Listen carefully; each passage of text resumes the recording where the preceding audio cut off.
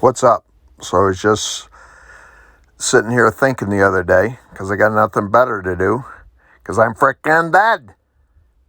Anyway, so you know what I was thinking about? What really worries me? What keeps me up at night? Inflation. Yeah, prices are going up everywhere. Everybody's seeing it. I can't even get a 10-cent cup of coffee anymore. Although I really should be cutting back on that. It goes right through me, you know. So anyway, I figure I better find out more about this inflation stuff. Why are all the prices of everything going up? Everybody's got a different answer. First off, I figure I better go out and get a true definition of inflation. So I call up these clowns to ask them, what really is inflation? What is causing all these prices to go frickin' crazy? None of them return my calls. Go figure, like they got something better to do. No matter. From what I've heard from them, I don't think they know or are willing to say what really is causing inflation. Because I'm freaking dead, I can go ask this guy, Milton Friedman, because he's dead too. Back in the day, though, he was the world's most prominent economist. So he tells me, inflation is always and everywhere a monetary phenomenon. And he points me to an Econ 101 book from back in the day that says inflation is too much money chasing too few goods. Wow, a light bulb just goes off in this frickin' skull of mine. You mean, in other words, inflation is the relationship between the amount of money and the amount of goods and services in an economy. Therefore, prices going up is just a symptom of inflation being present in any given economy. Whoa, cool. Frickin' skull is still good for something. Better dig into this further. So I figure I use the U.S. economy because this is where I'm frickin' buried. So on the internet, you can find the number for the amount of goods and services in the U.S. economy. It's put out by the U.S. Central Bank, the Federal Reserve, or as you living like to call, the Fed. This graph shows the U.S. goods and services produced in the economy. Graph has been put out every quarter going back over 60 years. It's the U.S. Gross Domestic Product, GDP for short. This is the graph showing the total money supply, all the money in cash and any bank accounts that can be used to purchase these goods or services.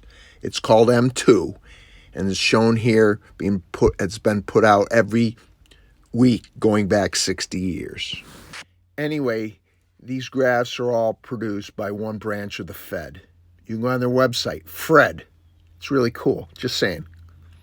Cool is better than hot, which is like where I spend most of my time, if you know what I mean.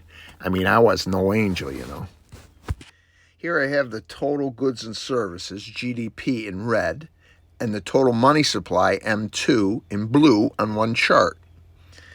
I can go back to different points in time and find out the relationship between those goods and services and the money in the U.S. economy at those times.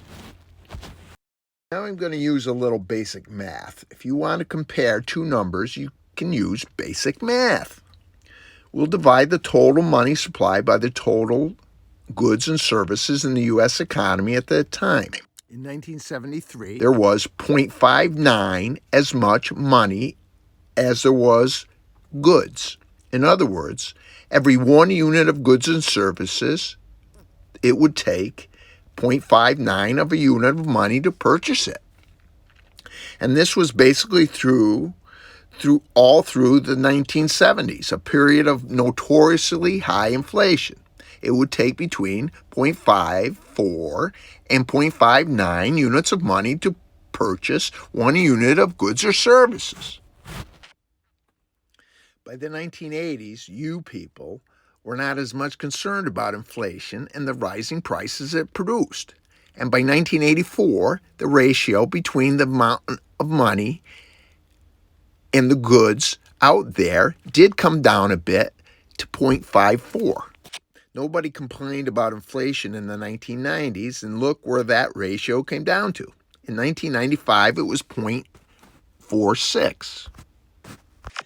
That ratio stayed low throughout the 1990s and early 2000s, and in 2007, it only had gone up to 0.5, basically meaning there were 2 units of goods for every unit of money. Or in other words, if you wanted to buy 1 unit of goods, after that purchase, you'd still have half your money left over. Well, we had the financial crisis in 2008, followed by the Great Recession, and then look what starts to happen. Our ratio of money to goods goes up to 0.63 in 2013.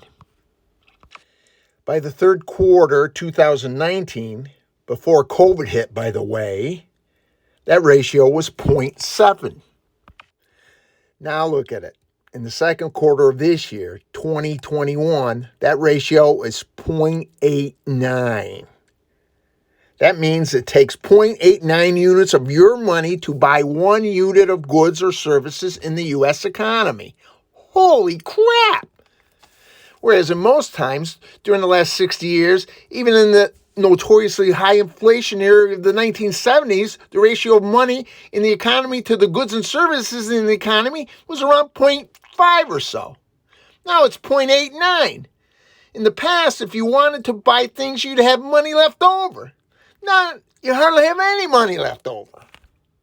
That, my living human beings, is inflation. When the ratio of the total money out there is almost 1-to-1 with the total amount of goods and services out there. When it used to be half as much money out there as there are goods and services. You think the clowns out there that are running the show understand that basic math? Probably not. And even if they do, they're not doing anything about it. Maybe I'll do some more of these talks. I mean, I got nothing better to do because I'm frickin' dead. For now, you got to get yourself ready for a period of very high inflation. Anyway, next time we'll dig deeper into this inflation mess. Now I gotta go. I need my beauty rest, you know. You think it's easy looking this good? Next time, be there. Aloha.